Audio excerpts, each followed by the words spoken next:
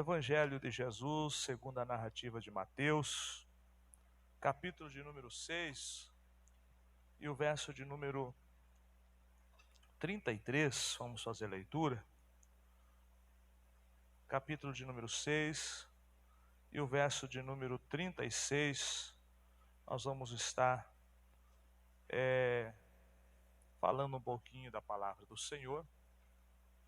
E vamos começar então por este texto.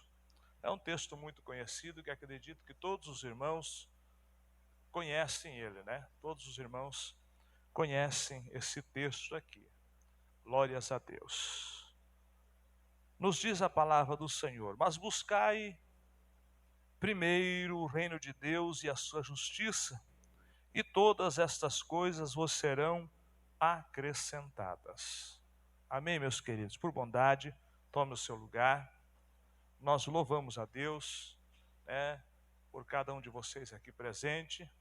Louvamos a Deus pela vida da irmã Zilda, que está com esse trabalho, mais as irmãs que o acompanham. E é um trabalho muito maravilhoso, irmãos. Às vezes é um trabalho que não tem muitos aplausos, até porque é um trabalho mais familiar, mas a recompensa será grande, porque a minha Bíblia diz que aquele que ganha almas é sábio.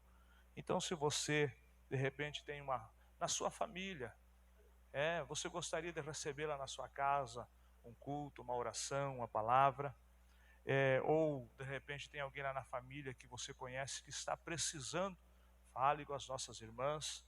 Quando a gente pode, a gente vai junto também, e é bênção de Deus. Fomos juntos ali na irmã Maria do Socorro, e ela fez um bolo, um cachorro quente. Não que precise fazer isso, né, mas não tem necessidade, né? Mas ela fez e foi uma bênção de Deus, né?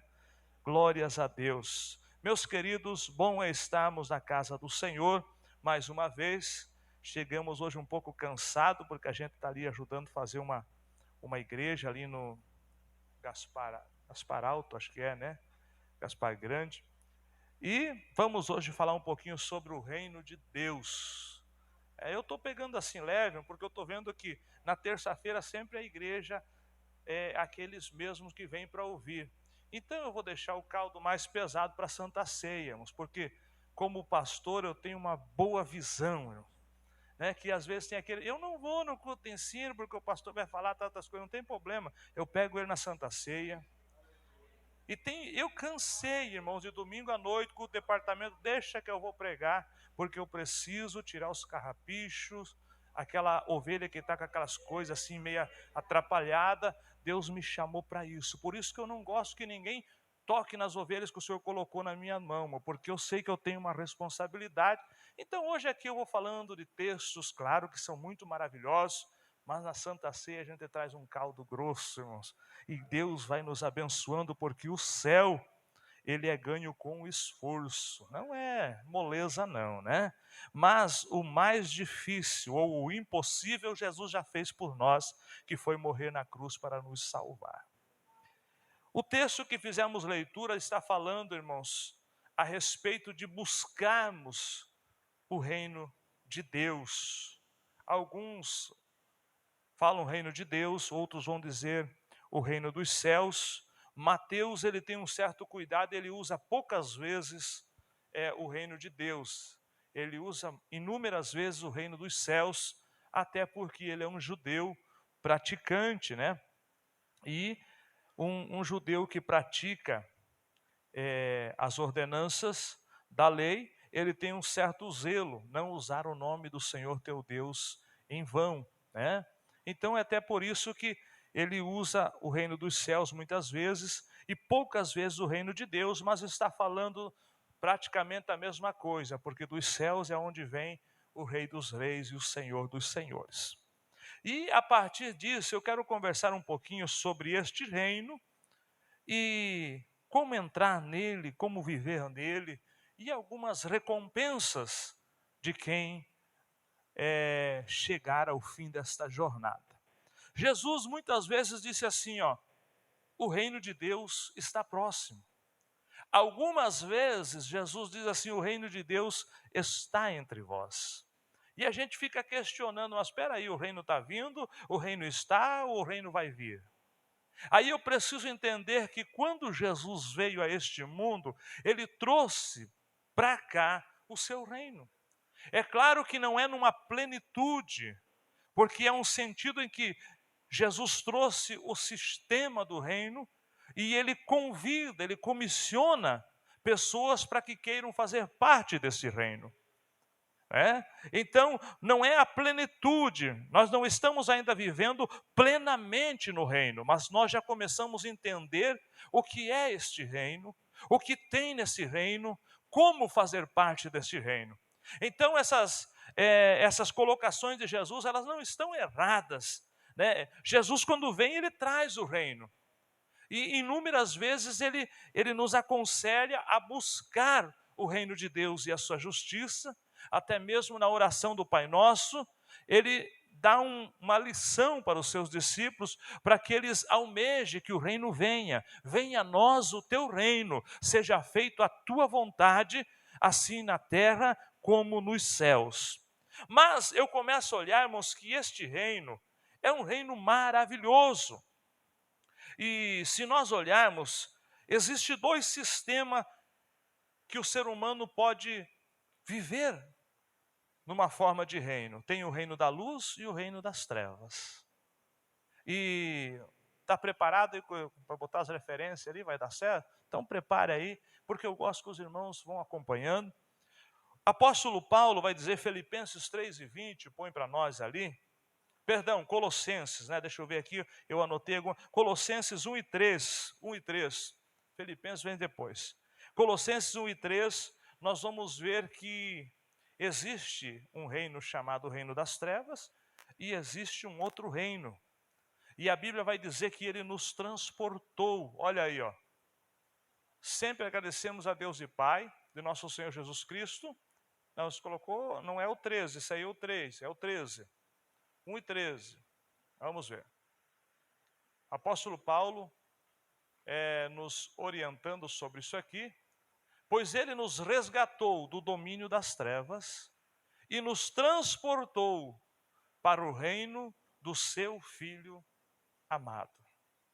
Isso ele fez na cruz. Nós pertencíamos a um reino chamado reino das trevas. Desde que nossos pais, Adão e Eva, lá no Éden, pecaram, caíram, então nós estávamos sobre este sistema. E ainda você vai ver que o apóstolo João, eu não anotei aqui agora a referência, mas o apóstolo João vai dizer em uma das suas cartas que o mundo jaz no maligno. Essa expressão não é que o mundo mas o mundo está sob a influência, sobre o poder do maligno.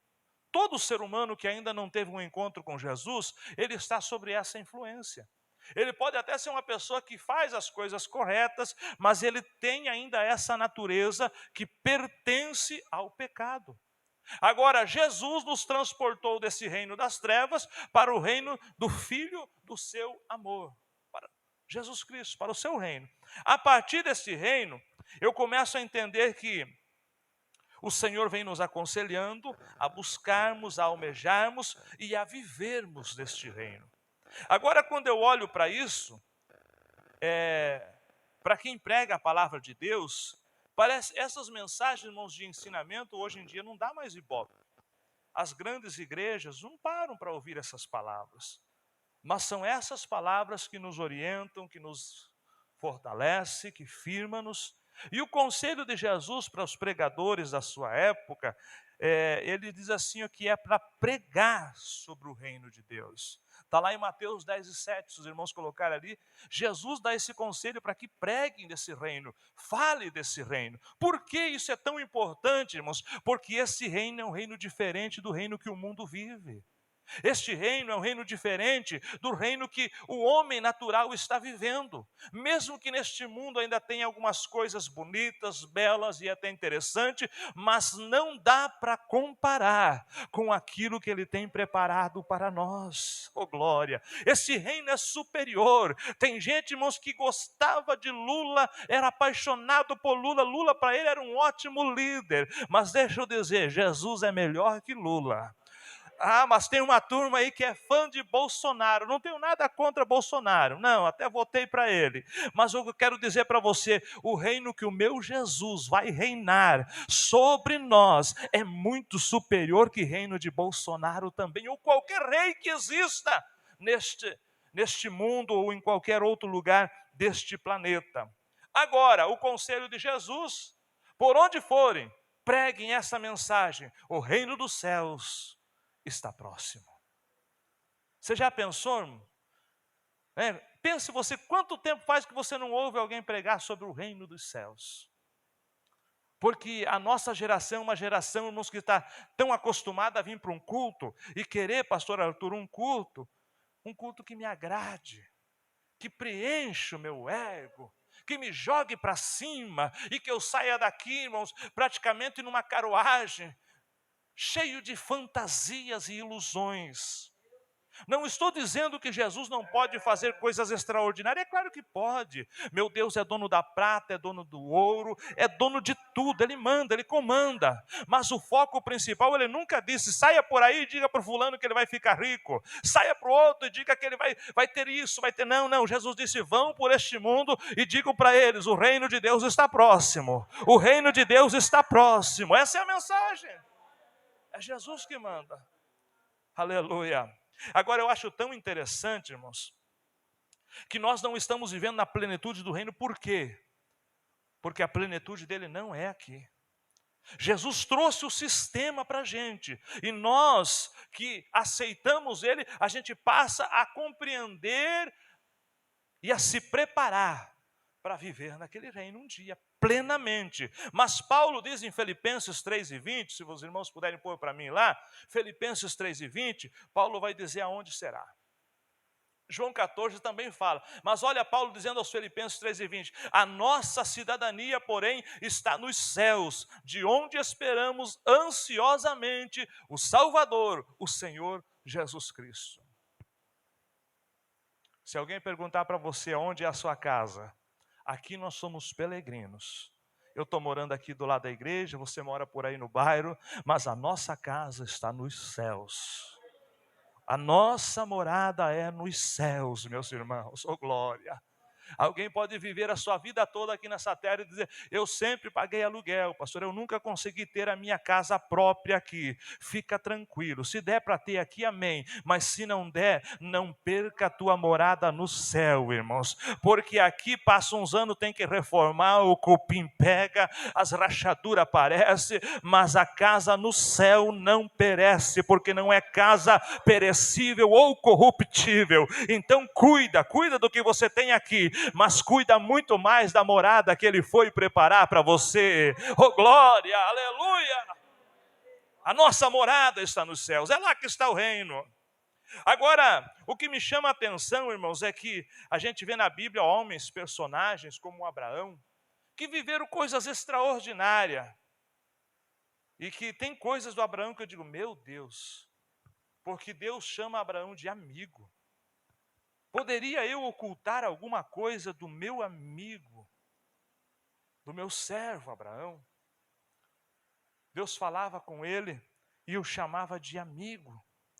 Mas mesmo Abraão tendo toda essa intimidade, Abraão partiu daqui com um sentimento. A Bíblia vai dizer em Hebreus 11, do verso 9 e o verso 10, que Abraão almejava a cidade celeste. Ele almejava por este lugar, irmãos. Ele já tinha um deslumbre, um pensamento mesmo distante de que tinha um reino, de que tinha um lugar, aleluia, pois ele esperava a cidade que tem alicerces, cujo arquiteto e edificador é Deus. Vamos lá?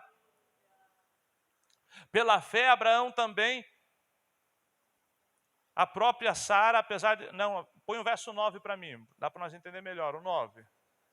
Do mesmo capítulo, verso 9. Aleluia. Está demorando um pouquinho, mas não tem problema. Mas a gente vai entendendo, né, irmãos?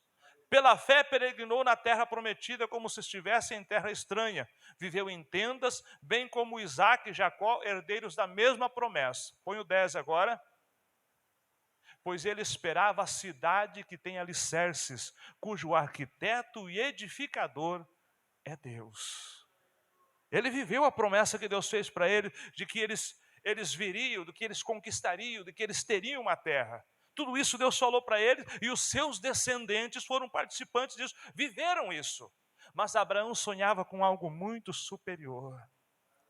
Abraão sonhava com algo muito mais grandioso, irmãos, aleluia. E olha que eu quero dizer para você, o seu Abraão era um camarada cheio de riqueza. A Bíblia nos mostra que Abraão era rico, camelos, ouro, isso era coisa simples para ele. Era um homem rico, mas nem essa riqueza conseguiu sufocar o anelo, o anseio, o desejo que ele tinha. Tem algo muito melhor que nos aguarda, tem algo muito melhor que me espera. Oh, glória, aleluia.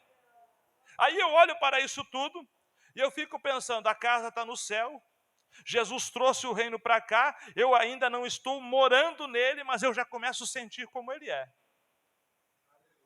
Mas será que esse reino não corre uma séria expectativa de falência? Daniel vai dizer para a gente, olha lá, Daniel, no capítulo 2, o verso 44. Daniel já está dizendo para a gente que esse reino é eterno. Este reino não tem como o líder perder. Esse reino é para sempre. Na época desses reis, o Deus dos céus estabelecerá um reino que jamais será destruído e que nunca será dominado por nenhum outro povo. Destruirá todos os reinos daqueles reis e os exterminará, mas este reino durará para sempre. Oh, glória! Agora você imagina, irmão, Jesus deixa o lugar. Vamos dizer, Jesus deixa o palácio e vem aqui na terra para conquistar homens e mulheres que não são dignos, que não mereciam. Eu sei que eu estou falando com você é gente boa, mas você é gente boa porque Jesus está em você. Porque eu já conheci tanta gente que dizia que era boa, presbítero Valdecir, mas de repente saiu ali fora por qualquer coisa, tirou a vida do seu semelhante. Por um bocado de dinheiro, ele fez um monte de bravura.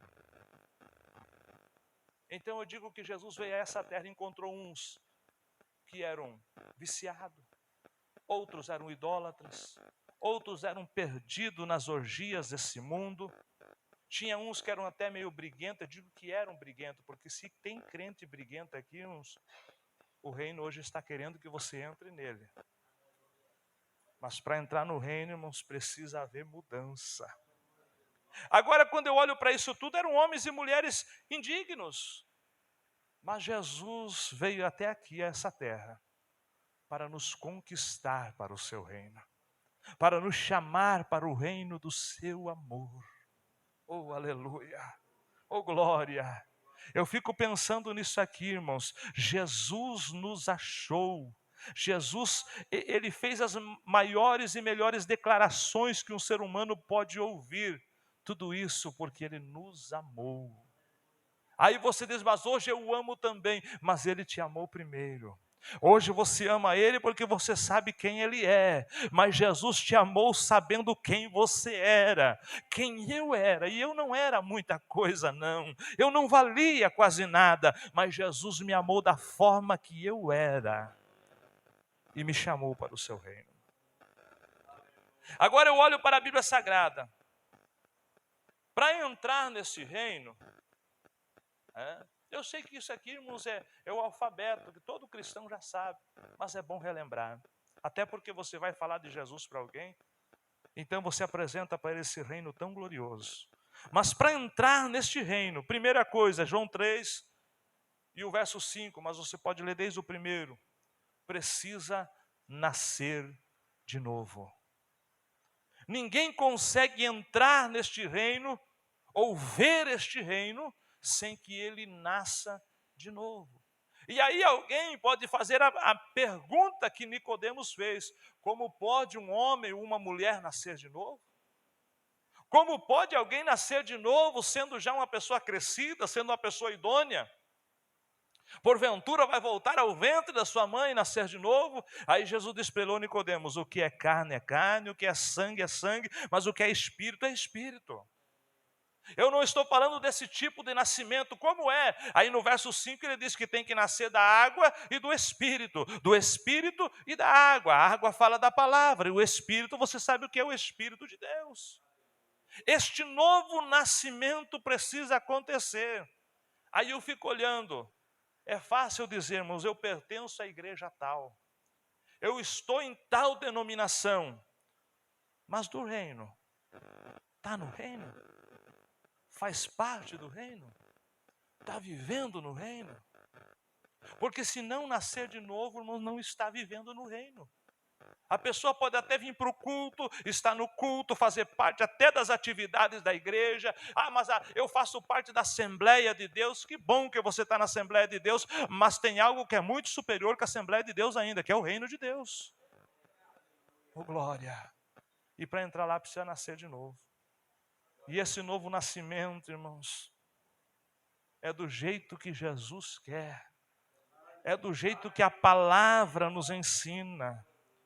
Quer ver? Você precisa ser regenerado. Regenerado, é pela água e pelo Espírito. Agora você é regenerado. Apocalipse 22 e 15. Põe 22 e 14, por favor. 22 e 14, você vai ver ali que para entrar, para ter direito, precisa nascer de novo e ser regenerado. É mais ou menos assim, a palavra, a água vai limpando. A água vai tirando aquelas sujeiras, aquelas coisas ruins que o homem natural traz, aquelas mazelas, aquelas coisinhas, ela vai lavando. Olha só o que a Bíblia vai dizer: felizes os que lavam as suas vestes e têm direito à árvore da vida e podem entrar na cidade pelas portas. Bem-aventurado os que lavam as suas vestes. Como que isso vai lavar? Aqui está falando no sangue do Cordeiro. Essa expressão do sangue do Cordeiro é exatamente naquilo que ele fez por nós. É através da sua palavra. No Mateus capítulo 19, eu não lembro o verso, mas no capítulo 19 você vai encontrar a história do jovem rico.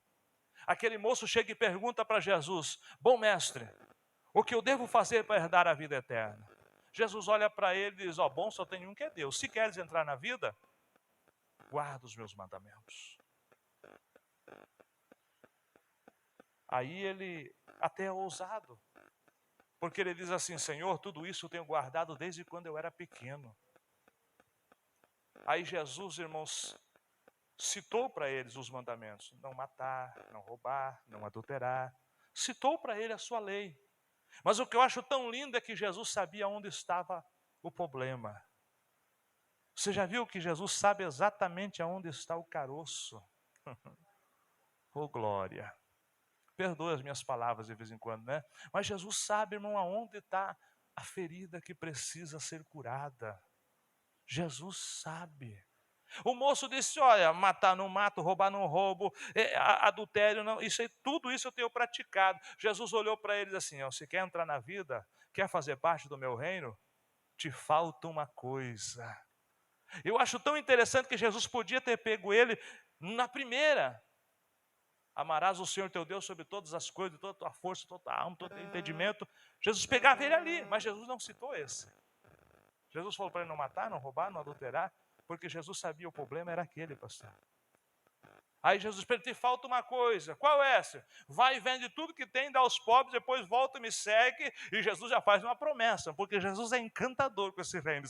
Você se desprende do que você tem, do teu material, vem e me segue e terás um tesouro no céu.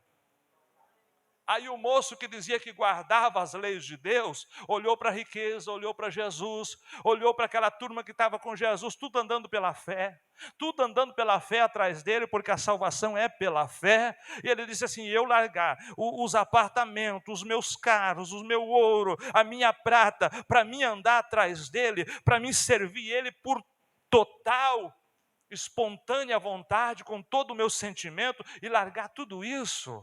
Aí ele começa a medir o que eu tenho e o que eu posso ter. E na visão dele valeu mais a pena ficar com o que ele tinha. Deixa eu dizer para você, não é pecado ter riquezas. Não é pecado ter dinheiro, não.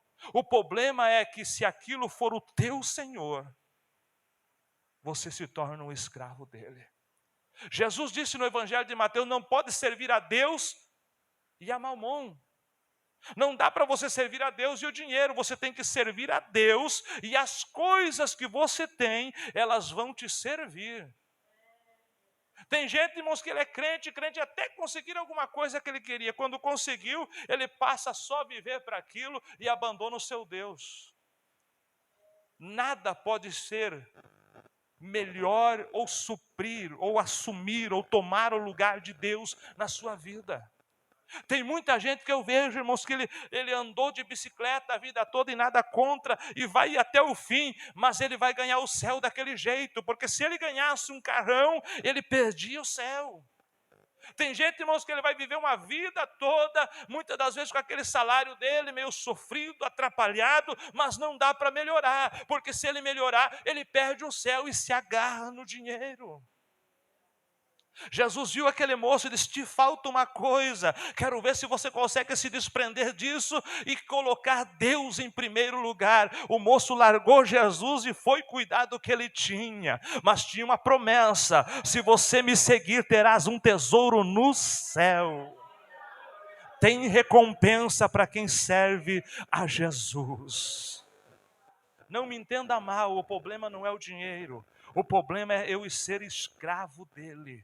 Paulo vai dizer que o amor ao dinheiro é a raiz dos males. O problema não está no dinheiro, eu preciso, você precisa, nós precisamos para sobreviver, para comer, para pagar as coisas, a gente precisa. Mas o problema é aquele que se torna apaixonado, que ama, ele é um escravo do dinheiro. Jesus fica lá no último da fila. Jesus vai ficar quando eu ficar doente, quando eu ficar desempregado, quando as coisas não der certo, aí é Jesus. Você pode fazer parte da igreja, mas não faz parte do reino. Porque o reino de Deus é primazia. Primeiro lugar, o reino de Deus e a sua justiça, e as demais coisas serão acrescentadas. Deixa eu dizer para você, quem prioriza Deus na sua vida, irmãos, ele pode ganhar um salário pequeno, baixo, mas Deus não deixa ele desamparado. Ele pode, irmãos, enfrentar tantas dificuldades nessa vida, mas o salmista lá atrás já dizia: eu nunca vi um justo desamparado, e nem a sua descendência mendigar o pão. Sabe o que ele está dizendo? Quem confia no Senhor, quem anda com Ele, quem está escondido nele, ele sempre terá a proteção de Deus. Sempre. Glória. Deixa eu olhar para o seu relógio aqui, meu. Glória a Deus. Vamos lá, vamos para frente aqui. Para entrar no reino, nascer de novo, ser regenerado. Do que forma? Ser lavado pela água e ser regenerado pelo Espírito Santo, para entrar na cidade pelas portas e receber recompensas do Senhor. Agora eu começo a olhar aqui que para entrar no reino tem leis. Para você fazer parte do reino de Deus, tem leis. Que leis são essas? Olha lá o que Marcos 1:15 mostra para nós. Que para entrar neste reino tem leis. E essas leis precisam ser cumpridas. O tempo é chegado, dizia ele. O reino de Deus está próximo. Arrependam-se e creiam nas boas novas. O reino chegou até mim. Para mim entrar para o reino, precisa ter o arrependimento. Eu preciso me arrepender daquela criatura caída. E eu preciso crer nas boas novas do Evangelho. Disso que eu estou pregando para você. O segredo da tua vitória não é o que eu vou falar, mas é a forma que você vai crer. E mais ainda, a forma que você vai absorver isso aqui e praticar. Você lembra do que Paulo fala? Acho que é na carta aos Efésios, capítulo 4. E a gente vai, a cabeça da gente já não vai ajudando muito. Mas acho que é no capítulo 4 de Efésios, Paulo vai dizer assim, ó, que se despamos, ou seja, tiramos a roupa do velho homem e vamos nos vestir do novo homem, que segundo o Espírito de Deus, nós somos vestidos, nós somos gerados. Sabe o que é isso? Paulo ainda vai dizer alguma coisa. O mentiroso não mente mais, ele se arrependeu. O que adulterava, não adultera mais. Por quê? Porque houve o arrependimento. O que era ladrão, não rouba mais. Não estou dizendo que tem alguém que era assim, né? Não estou aqui falando mal da vida de ninguém. Mas enfim, é para você entender que aquela velha criatura que vivia longe da palavra de Deus, que batia no peito e dizia, eu sou, eu faço, é do meu jeito. Sabe, tinha uns que eram lá da minha terra, assim, irmãos, que eram valentão. Eu mando, eu do meu jeito. Não. O reino não chegou aí. Porque quem vive no reino não é mais do meu jeito, irmão Vanderlei. É do jeito do rei. Porque é o rei que manda no reino. Não dá para a gente entrar no reino. Experimenta estudar sobre alguns países, acho que Inglaterra ainda é dessa forma, reis, rainhas, príncipes, para você ver como é que funciona. Tem um rei que está lá ditando as regras. Ah, mas se eu não quero viver, eu não quero obedecer essas regras, então simplesmente não pode viver no reino. Agora, esse reino que eu falo para você, não dá para ficar de fora. Porque vai chegar um dia que este reino, na sua plenitude, vai lançar fora os que não fazem parte. Os que não quiseram aceitar a palavra dele, o amor dele, a direção dele, não querem viver com ele. Eles serão lançados num lago de fogo. Está lá em Apocalipse, capítulo 21, acho que é o capítulo 20. Arrepender e crer. Segunda coisa que eu vejo aqui, que para entrar no reino de Deus, Mateus 7:21, os irmãos podem pôr para mim ali, depois tinha outra referência, vamos ficar só com Mateus 7:21, que para entrar nesse reino, não é aquele que pregou bonito, não é aquele que fez proeza, porque esse texto de Mateus 7, você vai ver que o texto vai dizer que alguns chegarão e vão dizer, em teu nome pregamos, em teu nome operamos sinais e maravilhas, expulsamos demônios, em teu nome a gente fez tanta coisa, mas ele vai dizer, não vos conheço. Porque no nome de Jesus, irmãos, este nome está acima de qualquer nome, esse nome é poderoso. No nome de Jesus, irmão, não tem para ninguém. Agora, salvação, entrar no reino, na plenitude, para viver para sempre com o Senhor. Aí é o seguinte, Mateus 7:21. Nem todo aquele que me diz Senhor, Senhor, entrará no reino dos céus, mas aquele que faz a vontade do Pai que está nos céus. Simples assim, se arrepende de quem você era, crê no Senhor Jesus e nas suas boas novas do Evangelho, e a partir de então, pratica a vontade dele. Pratica a vontade de Jesus. Eu sempre digo, irmãos, que a melhor